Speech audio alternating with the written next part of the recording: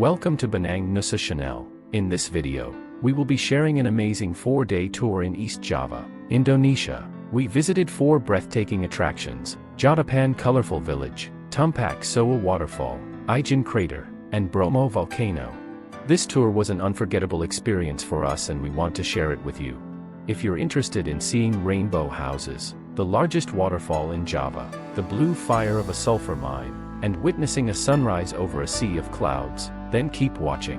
And don't forget to like and subscribe for more travel videos.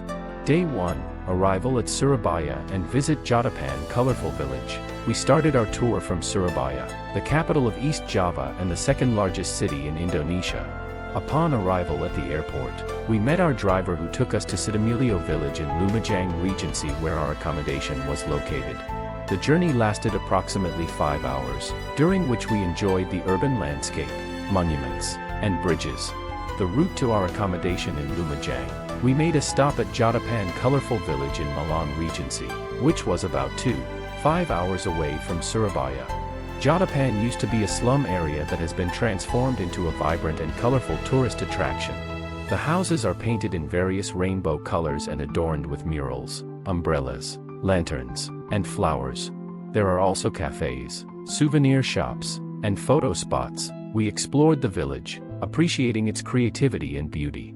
Additionally, we learned about the history and culture of the local residents. It was an enjoyable and inspiring experience. After visiting Jatapan, our driver took us back to the accommodation. We had dinner and went to bed early because the next day, we had to wake up at 6 a.m. for the Tumpak Sewu Waterfall tour. Day 2, Tumpak Sewu Waterfall tour and transfer to Bondowoso. The driver took me to the Tumpak Sewu Waterfall entrance at 6 a.m., which was just a 5-minute walk from the accommodation.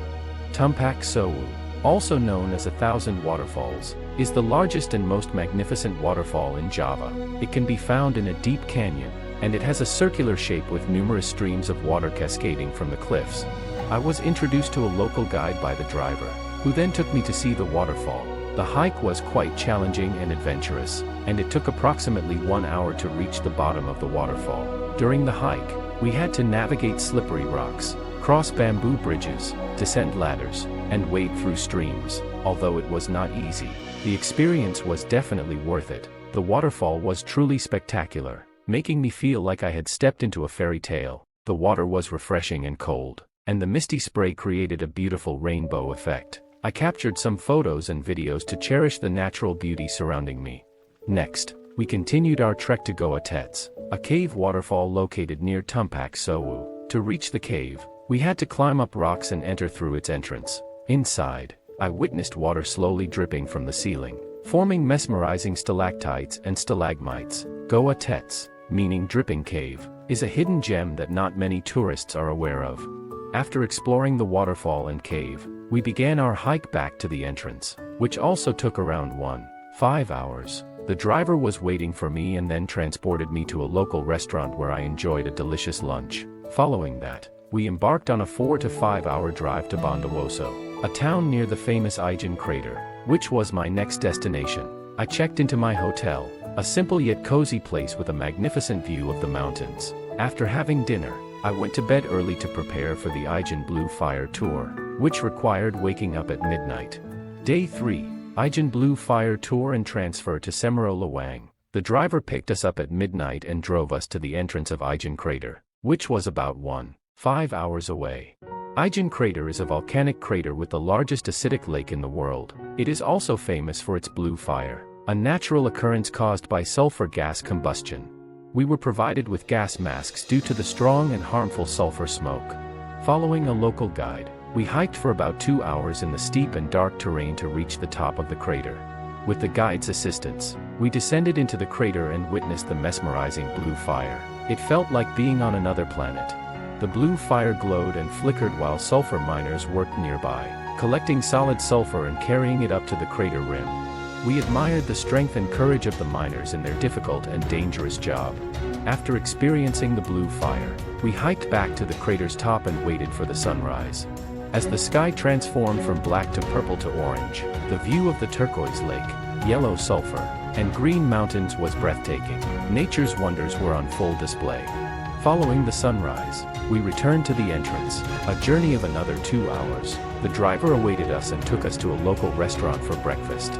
We then continued our journey to Semerolawang, a village near Bromo Volcano, our final destination. Upon arrival, we checked in at a cozy hotel with a view of the volcano.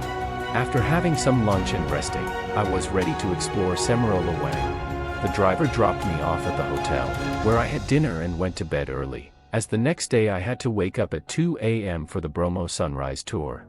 Day 4, Bromo Sunrise Tour and transfer to Surabaya. The driver picked me up at 2:30 am and took me to the Jeep station. We rode in the same 4x4 Jeep and went to the viewpoint, which was about an hour away.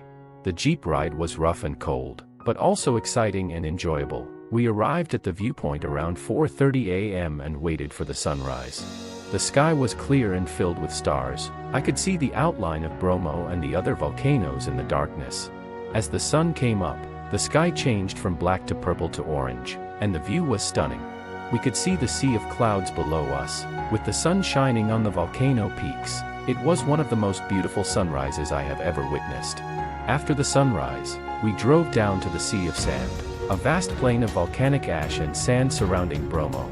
We parked near the Hindu temple and walked to Bromo's crater. It was a 35-minute hike, and I had the option to rent a horse. The hike was not very difficult. We reached the crater rim, looked down into the smoking hole, and could hear the rumbling sound and smell the sulfur. It was an impressive sight, and I felt the force of nature. After visiting the crater, we returned to the Jeep station. The driver dropped me off at my hotel. I had breakfast and packed my bags. Then, he drove me to Surabaya, which was approximately 3 hours away. He dropped me off at the airport, where I bid him farewell and thanked him for his service. The tour was over, and I felt happy and grateful for the incredible experience. Conclusion: that was my 4-day tour in EastJava, Indonesia, where I explored the Jadapan colorful village, Tumpak Sewu Waterfall, Ijencrater, and Bromo Volcano. I hope you enjoyed this video and found inspiration for your next trip. If you have any questions or comments, please leave them below. And if you liked this video, please give it a thumbs up and subscribe to my channel for more travel videos. Thank you for watching, and see you in the next one. Bye.